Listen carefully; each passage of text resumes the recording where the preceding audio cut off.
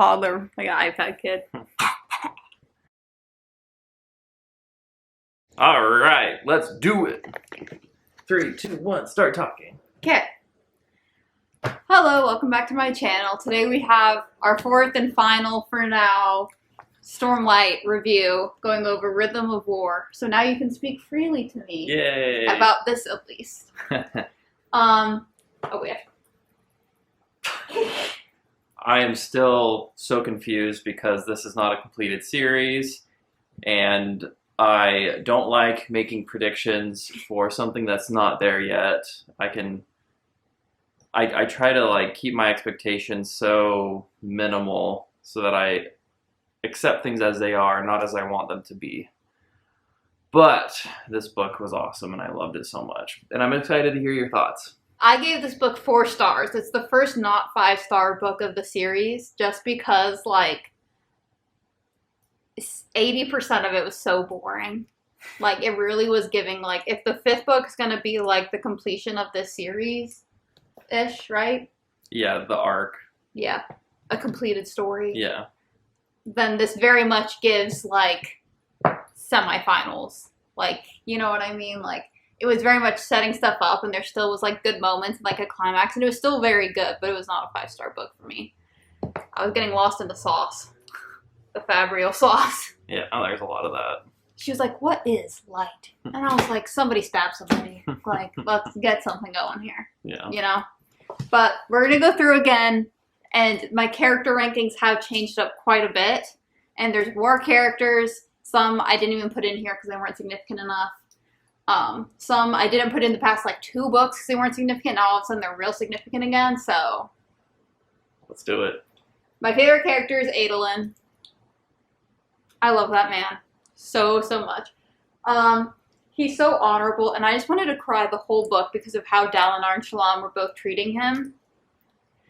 Dalinar just, we'll talk about Dalinar, but Shallan just, I felt like he really needed his wife. And she, like, wasn't there for him. And we've discussed many times on this channel and many times in our discussions how I have a love-hate relationship with Shallan because I relate to her too much, but also, like, the way she's written, I just don't enjoy reading her POVs. But also just, like, it feels like Adolin loves her more than she loves Adolin a lot of the time. And maybe that's just, it's just really early on in their relationship for that kind of, like, imbalance to happen. Like, I feel like there's always, like in a marriage, as we are so experienced in marriage, there's, like, ups and downs with people in, like, their personal lives. You kind of have to, like, make up for it. But it's also, like we've discussed this, like, if I'm having, like, a bad day, I don't feel as bad because it's not life or death. Do you know what I mean? It's Whereas this is literally... I'm like, he could be in prison for the rest of his life and you're behaving this way. Like, show up. Yeah. Please. Like, I don't understand why that... Anyways, that frustrated me. But he's so good to her and he's so patient. And him, like, getting her to go see the Star Spren was so cute. When they were, like, cuddling. They're, like, post-coital cuddles and, like, talking. And see, that's just what frustrates me because it's, like... Whenever she is with Adolin, she lets herself be with Adolin, she's so much better. And I love that Brandon didn't even have to show us the conversation between Adolin and Shallan about her killing her first friend. Because we know Adolin's going to love her no matter what. He was just like, alright, let's fix it. Love you. Yeah. Ugh.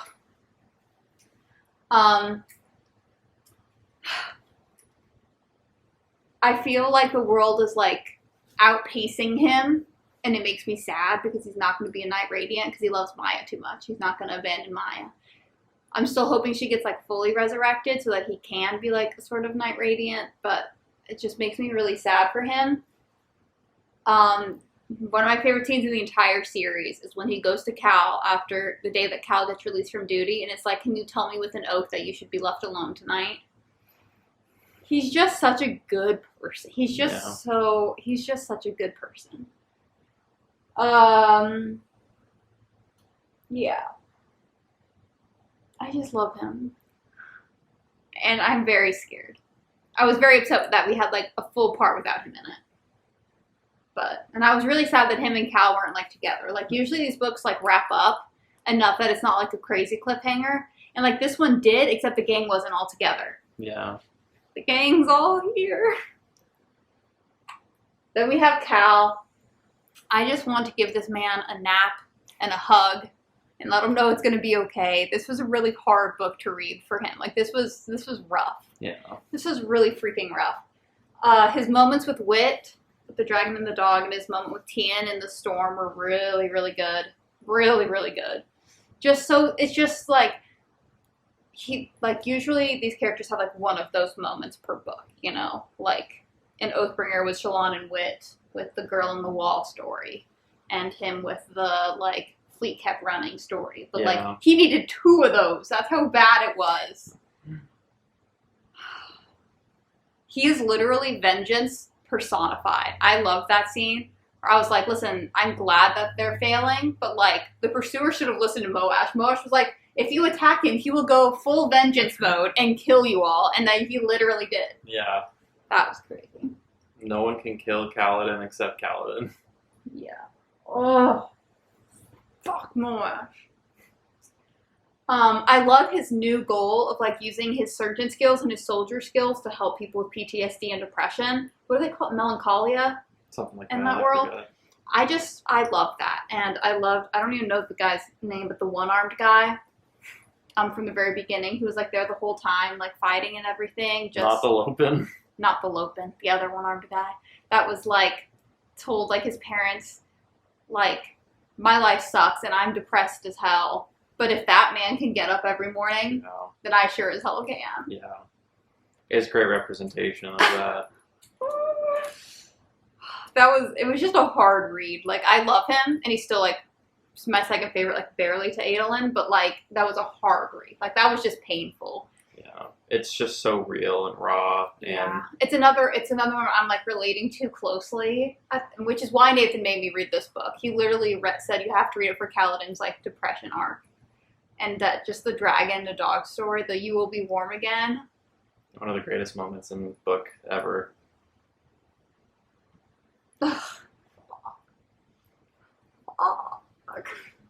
Renarin is my third favorite. Wow. I know, he jumped up. He wasn't even in the last one on rankings because he was like insignificant. I loved Renarin this book. I love him so much. I want to marry him. Except I want him to either be with David or Renarin, and I can't decide.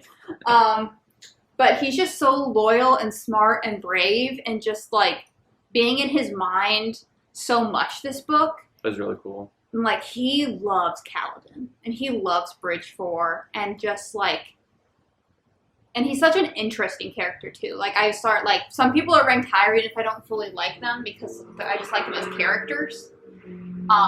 Like, Renarin is just one of the most interesting characters in the entire series. I love him so much. I'm so like, him and Venli also, question mark. That seemed like it could have been a thing, but it also seemed like we're literally Adam and Eve right now. Like, that's what he was thinking. At one of his POVs, he was like, well, what if we have to repopulate the Earth? He's so funny. He's finally a Radiant. Shout out to Renarin. But I love that it wasn't just Renarin, like, saying, hey, go bond with this person like the Honor Spren was. They, like, the Spren sat and, like, watched him. And, like, and then Venli's Honor Spren was like, oh, he's spoken for. Yeah. Oh. That was awesome.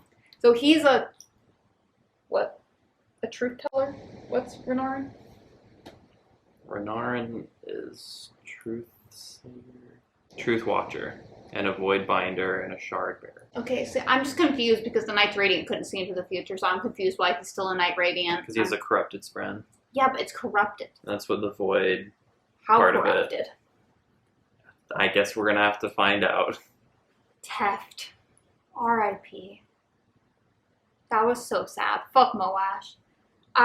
His POVs were so, like, heartwarming this book, and, like, I've always loved him, but, like, being so much in his POV, and, like, the second that he, like, literally left the army to be with Cal, to, like, still be his sergeant just in life, and he just kept referring to him as his officer, and, like, what I have to do as his sergeant is XYZ, like... I love him. His death and his friend's death was actually so heartbreaking, and I hate Moab. Moving on. Syl, love her. I love that she, like, wanted to feel the sadness that Cal was feeling to try to relate to him. That made my heart lick. And that just shows, like, you have to walk with somebody to understand them, not like just try to tell them you'll be okay, but like you have to actually understand what it's like to be sad. Yeah. And it took Syl a long time, but she got there. Yeah. And I love that she was like, I don't regret it. Like, it sucks to be sad, but like, I want to know how you're feeling, and like, she's able to like remember herself now more. It's just, I'm trying to like, if somehow like Spren can get like full physical forms, would I want her and Cal to date? No, Now it's like dating your coworker. Yeah. I got real scared for her a few times, like when she lost Cal in the water and then like was disappeared for a long time. That was real bad. In my mind, this is the other reason that they can't date, is in my mind she's still Tien. Like, I know that she's like not, but like her and Tien are so similar that they're like almost the same to me. And they play the same role in Cal's life, and thus it'd be like banging your brother. Shallan, she has dropped quite a bit. And it's just because I find her POV so painful. It's really weird because when it's like Adolin's POV or like anybody with her there, I don't mind her as much. Even when she's being like veil radiant and like all the stuff that bugs me, it doesn't bug me unless I'm in her head. And I don't know if it's just like the writing style or what. I really can't stand it. I think Brandon really wrote her to be frustrating, and you're supposed to be frustrated with her. Yeah. Because you're also experiencing what she's experiencing, and she's just very frustrated. Yeah. It just... She's trying to figure out who she is. And then, but then it was also like, I didn't like that Radiant was able to lie to Shallan. I'm putting Veil and Radiant obviously in the same group as Shallan here. Yeah. But like, she was like, oh, I killed whatever. Sadius's wife. I was like, you guys have been, like, it feels like a golden rule was broken. It's like in Survivor if Jeff were to lie to you.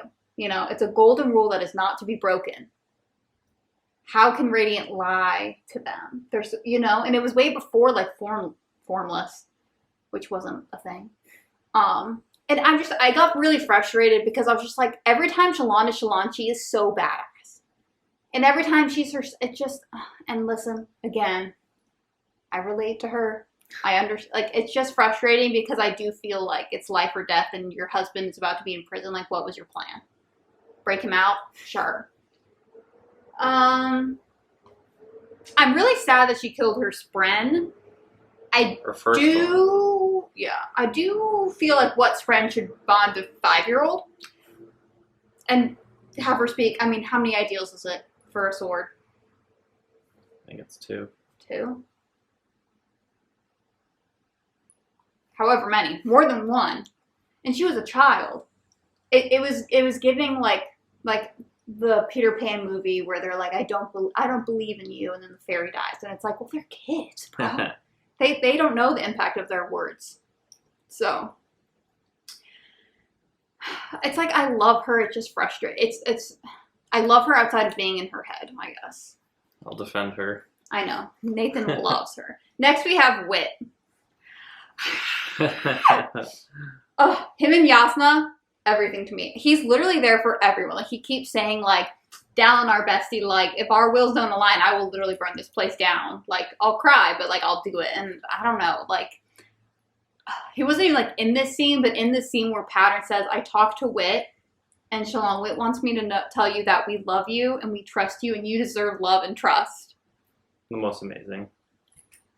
He's so cool. And that, like, literally fixed Shallan. Like, Wit is just, ugh. He knows what to say and when to say it. Yeah, and he's hot. The dragon and the dog, obviously. Crazy. Just, his excitement. He's like, can you tell me a story? I almost cried. And he was like, what? You want to hear?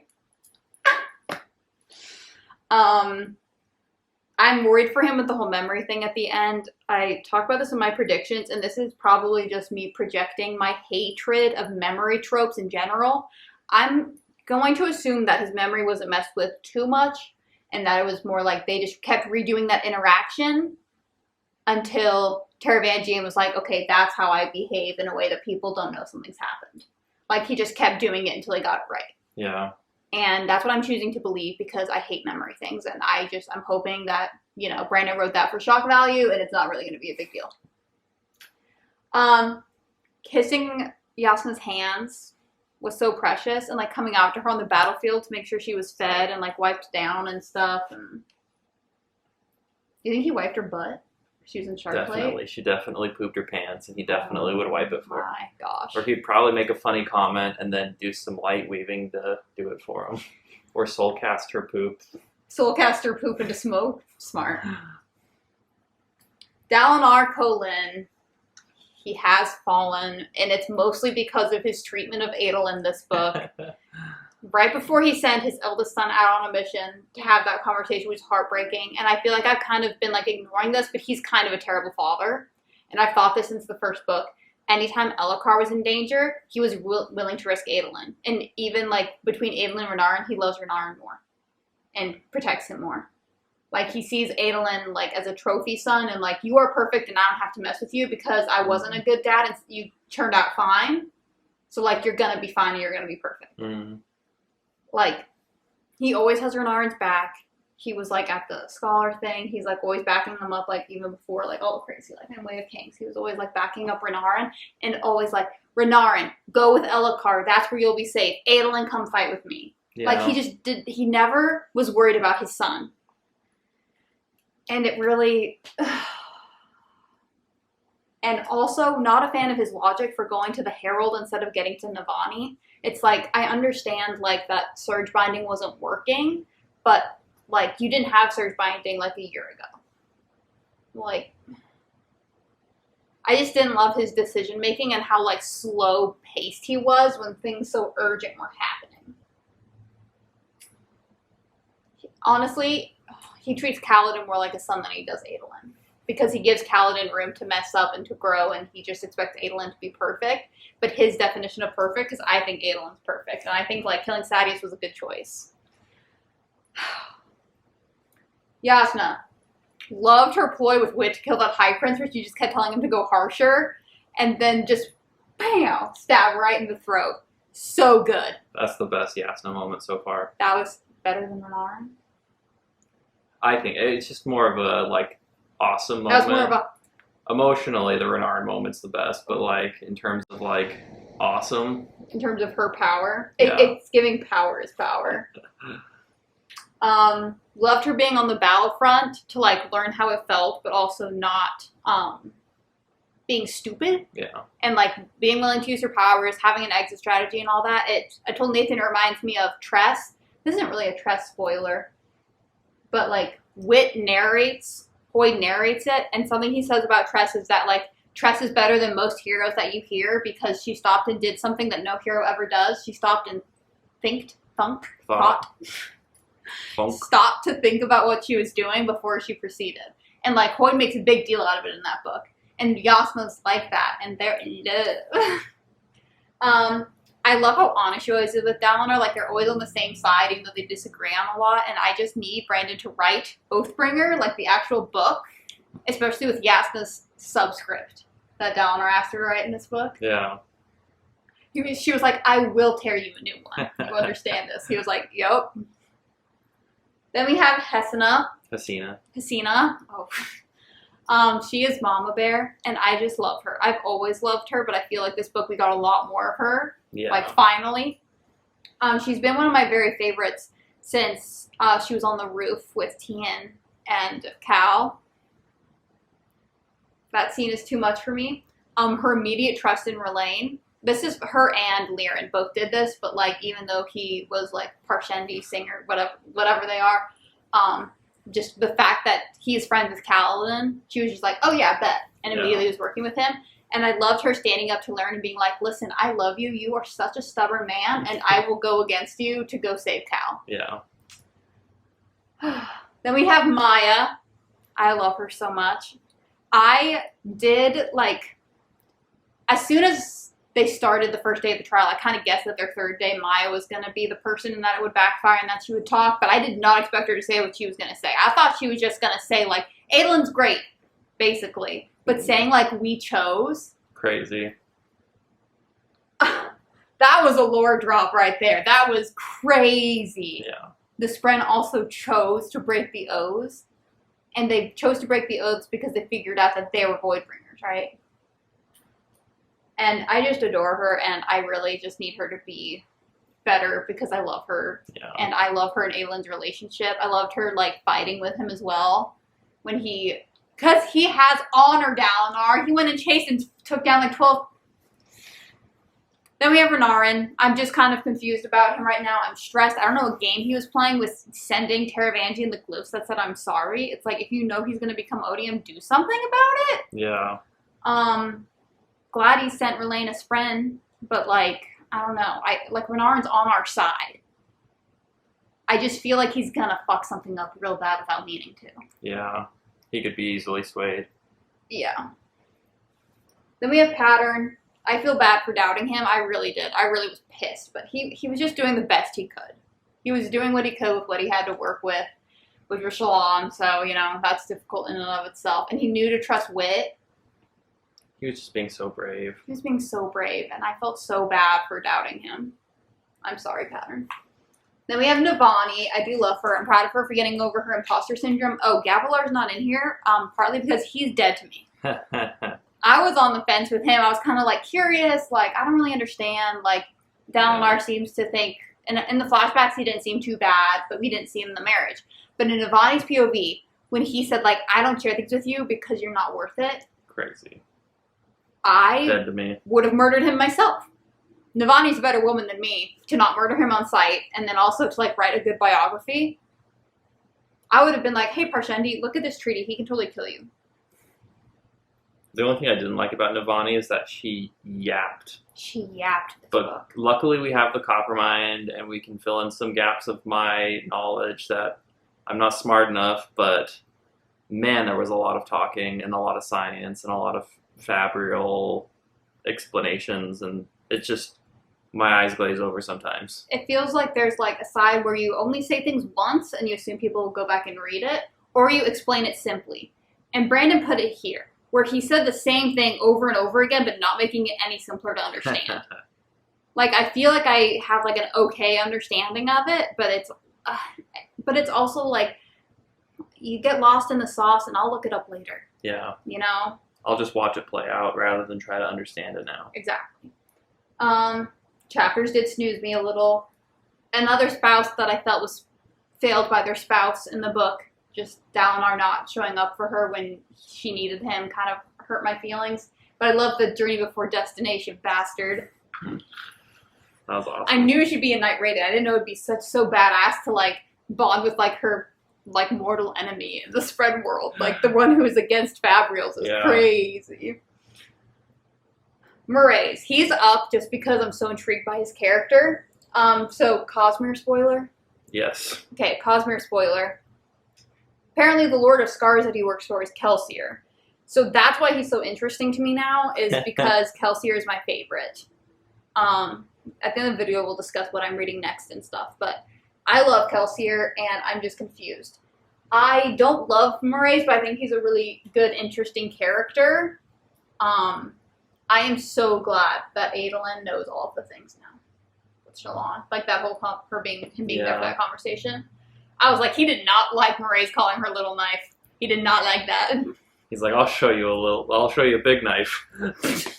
I changed my mind. Yeah. Then we have Stormfather. I'm just conflicted because he's super stubborn and whiny. It's like, you hurt me. I'm like, that's because you are creating this system. And then he was like, hey, you were right about saving Kaladin. Yeah, I know. That's where Syl gets it from. Yeah, seriously. Whose side is he on? Because, like, he's, like, on the human side, but then he, like, showed mercy for Eshonai, which was great. I love that scene. But then also he did give her storm form, and it sounded like he didn't have to. He was like, are you sure about this? It seems like he could have been like, no. So, not really sure about him. Then we have Venli. I'm proud of her. The most interesting part of her character for me this book was how she, like, dropped lore about oaths or words. Like, she said the correct words, but they were not accepted because she didn't help lift at the time. Yes. Like, that's interesting to me that you can know the words without having the right intention. Yeah. I really liked my view of Venli changed a lot in this book because you get a lot of background from her POVs. Yeah. And you get just more understanding of where she's coming from. Because I did not like her. I did not care much for Venli the first 3 books, but I really liked her at the end of this book. I can't tell if her and Rlain might be a thing or if it was literally like we have to repopulate the earth. Lirin. Lirin pissed me the fuck off. I just it's another parent who seems to love one son more than the other. Like, you must love Tien more than Cal to be like, well, I behaved this way because I lost my son. And then to push your son away to the point that you're willing to turn him in? Disgusting.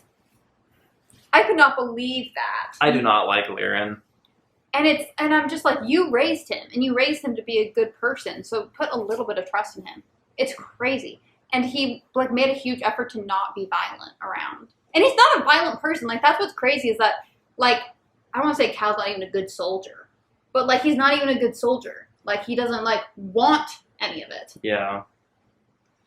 He's just trying to stay alive and keep people around him literally. Alive. And Lirin's just but you can do that by being a surgeon. No, you literally can't. Teft would be dead. Yeah. Oh, Teft is dead. Whoopsies. Raboniel. I'm just furious. And it made me mad at Navani too, but it was just come on, work with me. Just kidding. You shouldn't have trusted me. Well, in a defense of Navani, I feel like she worked with Raboniel because she wanted more information. She's a scholar, and she wants to learn more about how the world works. And she did get that from Raboniel. But Navani's never been in a fight situation, so she got duped. Many times. I just couldn't pin her, and Navani was like, don't move this hero's body. I was like, hero, let's be real. Let's be real here. Then we have Zeph. Zeph has fallen again because he can't keep his shit together. It's just Dalinar was like, he might be more insane than the Heralds. Yeah, he might be, because that was ridiculous. And then to still be manipulated by Taravangian when Taravangian wasn't even trying to manipulate him at the time. Taravangian just falls upwards, and Zeph very much helped that out. Yeah, I don't trust Zeph at all. He's like, oh, you're tripping? Let me help push you up a little bit more. Yeah, Zeph, he can go to Shinovar and get out of my face. Then we have Taravangian. I don't know what he wants or why he wants it anymore, but it doesn't matter because he's dead. Next. Well, Terra Odium. Odium, big bad. Well, he's basically Odium, just with some of the skills and the memories of Taravangian, right? Yeah. Odium, No more rays. Yeah, that was weird. And then bottom is Moash. I hate this man so much I can't handle it. That's a great picture. Yeah, it is. I want him to feel that guilt, but it was not even guilt. He didn't feel bad for what he did. He felt bad that he had to feel bad. Yeah. It's how it's described. And now he's blind. What psychology term is that? When you can't feel feelings? Sociopath? Yes. Yeah. It's he was Odium was hey, do you want to be a sociopath? And he was yes, I would. Okay. I don't think Dalinar's going to be the champion. I think Aelin's going to be the champion. I don't know how it's going to happen or why it's going to happen, but I just feel like Dalinar is too old, and I think he's a little bit narcissistic about it, and I think that Aelin's going to come back and Aelin's going to be the champion somehow. Because I feel like they put him on the back burner, and they're going to... Maya's going to be fully resurrected, and that's going to be part of Adolin's thing, is he's going to become a Knight Radiant somehow. Why doesn't Shardplate scream? Or does it? When they touched a dead Shardblade, it screamed, but Shardplate's made out of Spren. I don't know. That's a good question. My assumption would be that there's a bond, bigger bond with the sword, and those swords were dead, passed down, whereas the Spren of plate is just Spren in the air, because it's Wind Spren, specifically for Windrunners that we have seen. Yeah. I'm sure we'll learn more, but that's my theory that I'm thinking about in the spot of an explanation. Fair. Odium didn't mess too bad with Wit's memory. I already said that's me probably projecting. Lift is going to marry Rock's son because of that one interlude where he left out food for her. That was really, really cute. Yeah. And then Moash is going to get the Luke Castellan treatment from Percy Jackson. I think he's gonna get a redemption arc. I think it's gonna be not even like a full redemption arc, like a redemption moment. Like he's about to kill Kaladin and then he stops and then he gets killed instead. Literally, like whatever. And I don't listen. Lots of people like get redemption arcs, but it doesn't actually mean they're better. For example, Abuela from Encanto, not redeemed.